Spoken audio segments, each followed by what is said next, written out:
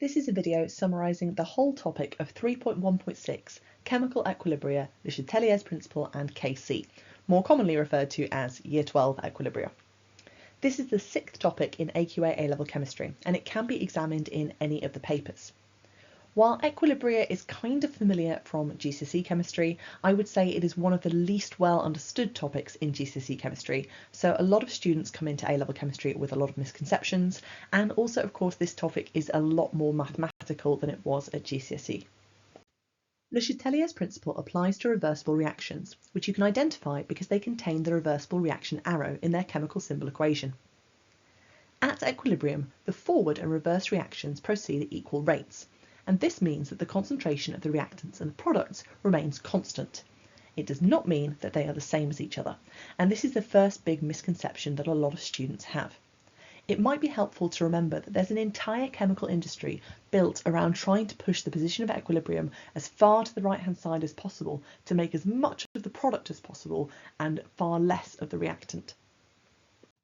We can use Le Chatelier's principle to make predictions about the impact of changing temperature, pressure, or concentration. In the first line of your answer, say that the system will shift to counteract the change. Although unlike at GCSE, where that statement on its own would be enough, you need to make sure that you include what the change is. For instance, saying the system shifts to counteract the increase in temperature.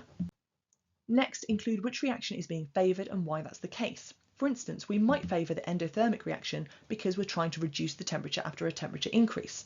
Or it might be that the side with fewer molecules is favoured because we're trying to reduce the pressure after it's been increased.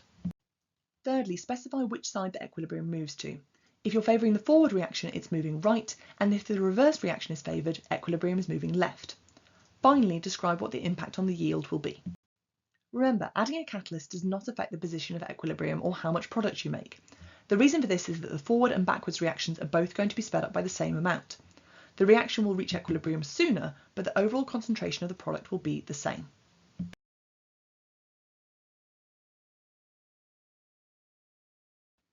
You need to be able to write a KC expression for systems where everything is in the same phase, so either everything is a gas or everything is a solution.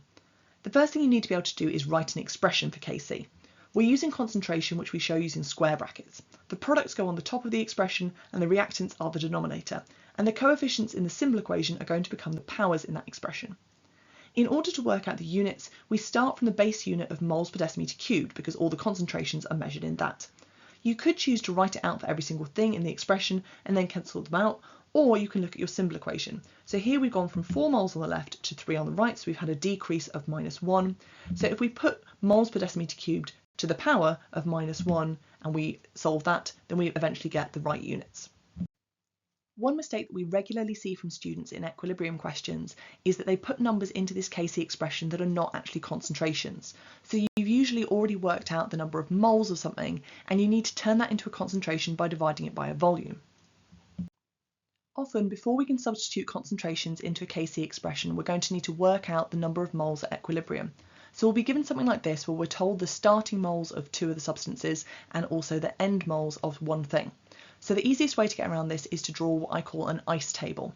So you're going to think about the initial moles and also what you've got at the end. So if I look at A, I can see that A has decreased by 0.3. And then I can use the coefficients in the equation to tell me how much everything else has changed by. And that will allow me to work out the final moles of all of the different substances. I then need to take that data and go on to calculate concentration for each one. Thanks very much for watching, and I hope you're now feeling slightly more confident about the equilibrium topic of Year 12 chemistry. If you did find this video useful, then don't forget to like and subscribe for more A-level chemistry content coming soon.